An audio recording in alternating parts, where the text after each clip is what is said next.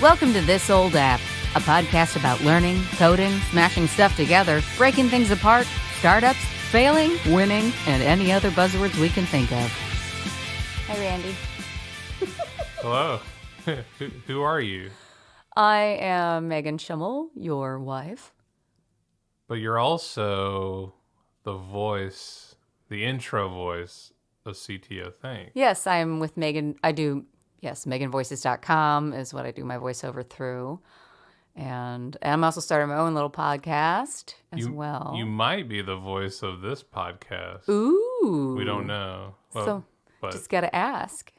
All right. You may be. So people may have already heard you before this. But anyway. So you have a podcast. To come out, yeah. I'm creating one. Out. So how will people find that podcast? What is the name of the podcast? Well, it's called Courtesy Flush. It is a humorous improvisational with my friend Kelly and I about personal problems and paying it forward. How will people find this? It'll be at courtesyflush.lol.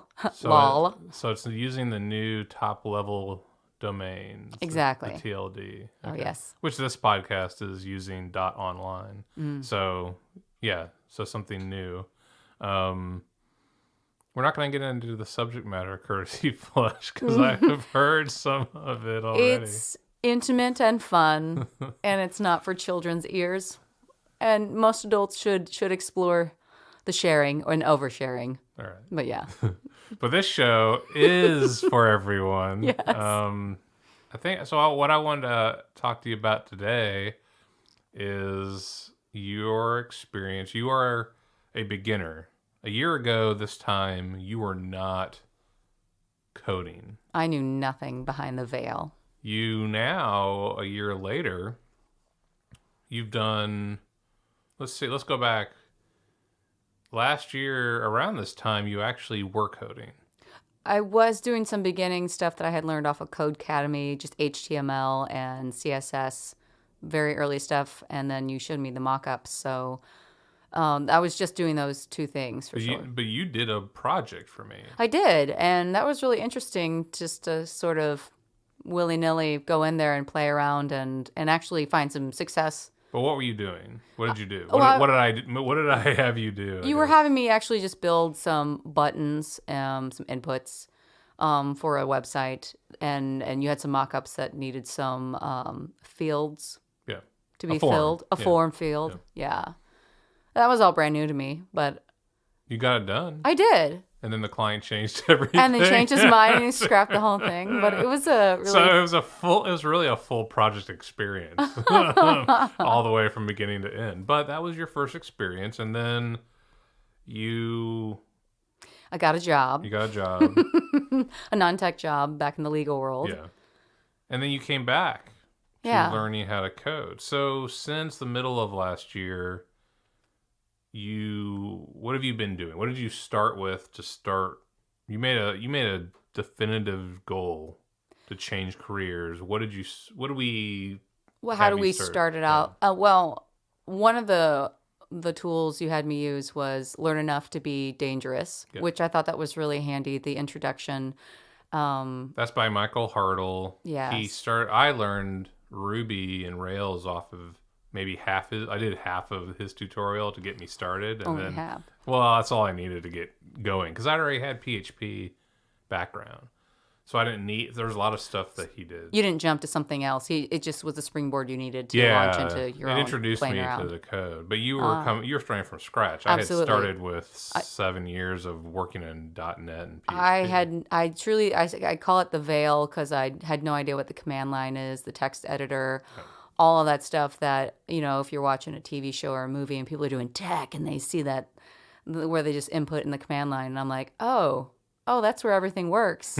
Oh, that's not that hard. I mean, It's interesting. There's a lot more stuff to it, but the veil has been lifted and I feel like I'm much more informed just in the basics that I think a lot of people just in general, especially with so many things being so tech forward, So you're an expert at do. JavaScript? Yes. Ting. We'll edit that out. Wishful thinking. That's all So right. no. So you learn command line, text editor. Which one are you using? I'm using iTerm. No, no, that's the command. Oh, goodness. Wait. So then text That's editor. your terminal. My terminal. Then what am I using? Sublime. Oh, yes. They had Atom in all the examples. Yeah, That's why I yeah. keep thinking Atom, but I just innately it opens Sublime and I don't even think about it. I just pull up iTerm. There's three. iTerm pulls up Sublime for me by doing, There's three big ones in the open source community now being used.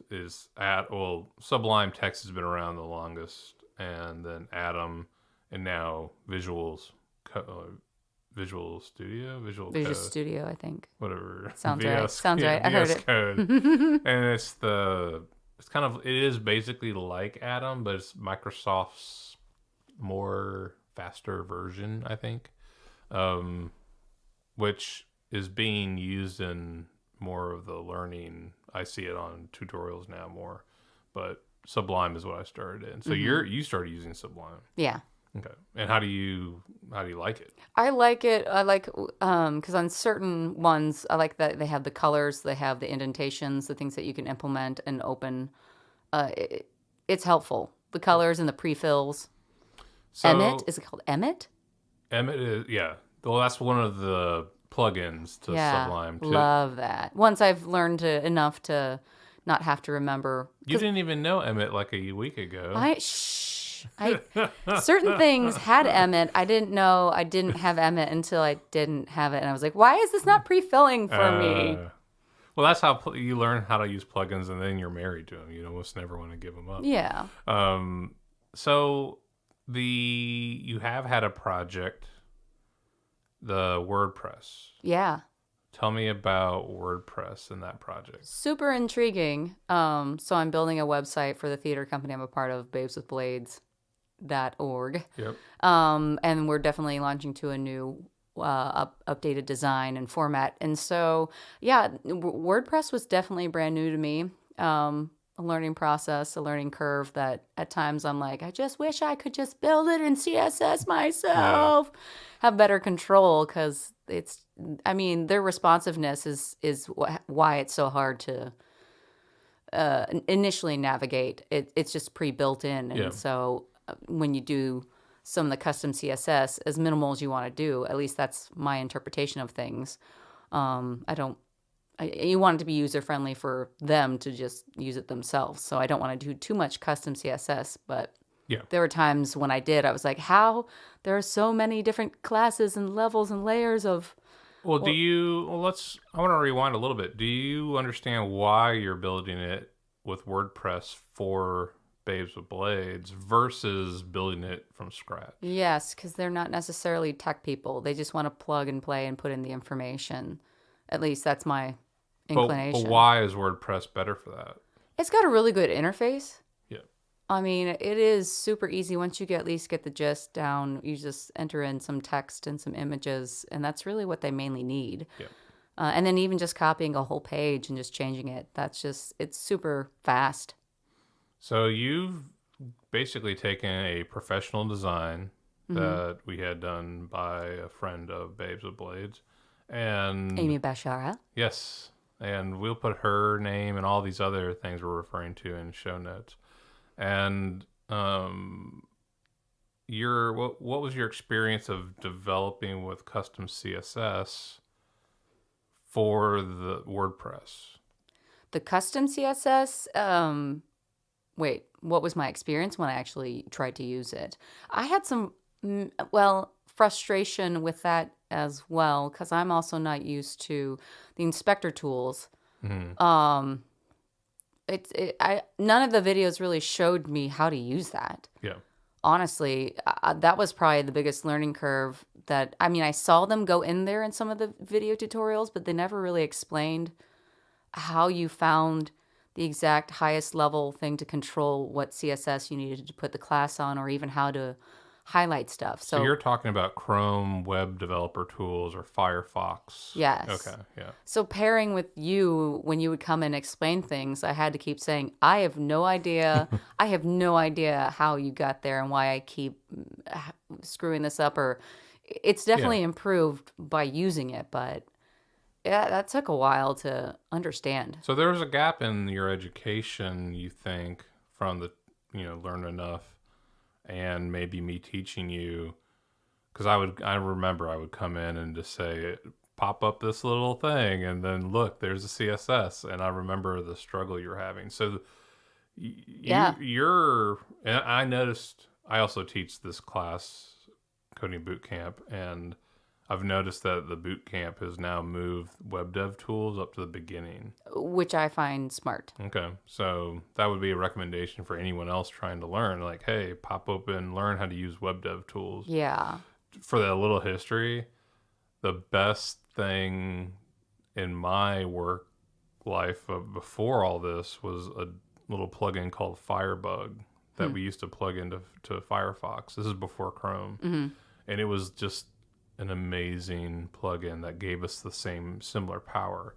Chrome came out later and then introduced us to web developer tools and then changed the world again. And like, this is Firebug, but on steroids. Interesting, because I started looking into CSS Grid, and Firefox definitely has a much better version of the grid system and their inspector tools. Firefox is back. It is better. You just started in the browser wars between Chrome and Firefox, because Firefox released just recently a brand new development kind of tool set that everyone's like, oh, now the cool stuff's over there. Well, I didn't even have Firefox on my computer until I started using CSS Grid. I mean, literally, I was like, I have to use this tool. Oh, but it's way better. So let's segue into CSS Grid. That's really what I wanted to talk to you about. I wanted to introduce you and have you talk about what you've been working on. But CSS Grid, talk to me about that, because you don't know, like, basic CSS. Mm-hmm. You've never used Sass. Nope. The preprocessors. You've never used mix-ins and variables, but you have jumped. I've kind of introduced you to CSS Grid. How are you learning CSS Grid? A couple different ways. Trying to remember. There's a Udemy. No, that's JavaScript. All the weird parts about JavaScript because it's weird. Yeah, I'll get back to that. We'll talk. That'll be another episode. But no, you.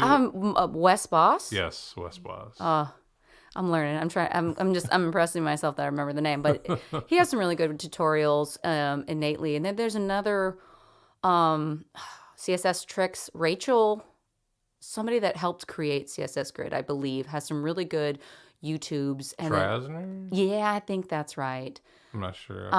Yeah, we'll have to look that up. Because there's one woman on YouTube that has a really nice, slow conversational explanation with some videos. And then there's also, I think CSS Tricks for the CSS Grid has a nice one-page explainer of all the ins and outs and how it works. Yeah. That's really nice to reference all the time. That's really it. So there's two items. Well, one, you should know that when I grew up, I had to walk up a hill and all the way down before a grid would even work for me. So my generation of developers had it really rough, and you've walked into this world of a beautiful grid system built into CSS. I didn't even have to deal with Flexbox. I just read about it. I've moved beyond it. Flexbox still has some relevance. I've seen it being used even now, but CSS Grid is beyond everything. But the one other thing that we haven't spoken about that is relevant is, have you looked at Can I Use? I've not even heard of that. Okay, so it's a website that tells you what features of different kind of basic building blocks of the web internet, HTML, CSS, what browsers they work in. Oh. And so even though we're learning CSS Grid and you're learning CSS Grid, I mean, I'm learning it too, actually. It doesn't work everywhere. No, that's what they did. They say it's definitely improving quite a bit, but I don't know which ones they don't work in. It kind of cuts off at IE. So Microsoft Internet Explorer got canceled after 11, I think. It should have gotten canceled at 8, but it got canceled around 11, and then they went to Edge. And now Edge is you haven't used it I haven't yet. even touched Edge. Huh? Edge is pretty much like, Chrome and Firefox. Okay, so it's competitive. But people still use IE. Well, yeah. So you have to know. You don't have to. I'm not trying to say that as a developer you have to know. You have to always fall back to the old ones. You just have to know if your audience in a large. Well, who are you building it for? Yes, that's the greatest way to say it. I mean, if your audience is definitely people that are not even IE 11 or that don't have newer equipment. Let's say that. Yeah. Yeah. So that's something to check out in the future. Just if you're doing new features, there's new variables which you can use, which we were doing in Sass. Which I purposefully have not introduced you to Sass because Sass is awesome. Too easy. It's too easy. It's because you couldn't use Sass in WordPress. Oh, no, yeah. And I was afraid that if I introduced you to Sass, you'd fall even more in love with that. Because you already knew the experience of working in Sublime, and then you were not allowed to do that in WordPress. But I didn't want to also say, hey, here's some even better tools that you can't use in this WordPress environment. That's not to say, I'm sure there's people have used Sass in WordPress, but try not to overload a beginner is something. Yeah, explosion. Yeah. So what other tools? You looked at CSS tricks to learn, Wes Boss tutorials. You went on Google or you went on YouTube? YouTube has some stuff. What other tools have you used to learn Grid? Firefox developer tools? That's it. I mean, it was those three: Wes Boss, Rachel, the CSS tricks, CodePen. Yeah. But when I first started the CodePen, I was doing it in Chrome, and I was like, why is this so difficult? And then that's when I was like, oh, Firefox, I actually do need, because I had a resistance to it. I was like, I don't need Firefox. I don't want to have another thing. But no, at this point, it's way better. Yeah. So much better. Okay. So from a beginner's viewpoint, CSS Grid is something that you were able to latch onto pretty quick. Yeah, I mean, I'm still getting over and utilizing percentages and defining fields like rows and columns and how they are responsive. Yeah. But in a gist, yes, I get the gist of them. Right now, I'm just refining the implementation of it. Cool. So we don't want to. This doesn't need to go too long. What's the next thing you're kind of going to learn? You got to launch this WordPress stuff, and I need to teach you some of the hosting part of WordPress. So that's next for that. But on your own journey of becoming a developer, what are you going to focus on next? Well, definitely dig a little deeper in CSS Grid because I'm updating a different website. But I do think the next thing is still heads back into leaning into JavaScript. Cool. I mean, I think that's as much as a uphill learning curve, a strong learning curve that it is. I think that the fact that it sat there and simmered, at least the beginnings, the concepts of it, is good to just let it sit and have a basic understanding before we push forward some more, because it needs to simmer. Yep. Cool. All right. So one last question. How does it feel to be a developer? It's great. I like it. I like building things. And how does it compare to other stuff you do? Well, I'm a very tangible person, and I also just am a creative person. So I really just like the fact that hopefully I'm building things that people will use, appreciate, interface with, is pretty. I mean, pretty. Yeah. Functional. Yeah. Anything functional is pretty in my eyes. So, and I think just a lot of people will interact with. It's exciting. As your husband, I have to ask. As my husband. Are you drinking enough water and getting enough to eat while you're trying to code? Well, I do drink enough water, but not as much as I used to eat. I did. Yeah, there have been days where I was like, wait, is it 9:00? Yeah. It's been 8 hours. You now understand why I act the way I do. Oh, I sometimes. do. I do. I have a fuller understanding of you, and I appreciate you even more. I just want a validation for I'm not a weirdo with some of my behavior. We just need to schedule dinner at 9 a.m. to be delivered at a certain time if our doorbell worked. That's another goal. House goals. Life goals. All right. We'll call it a day. Good talking to you. Likewise. Later. Bye.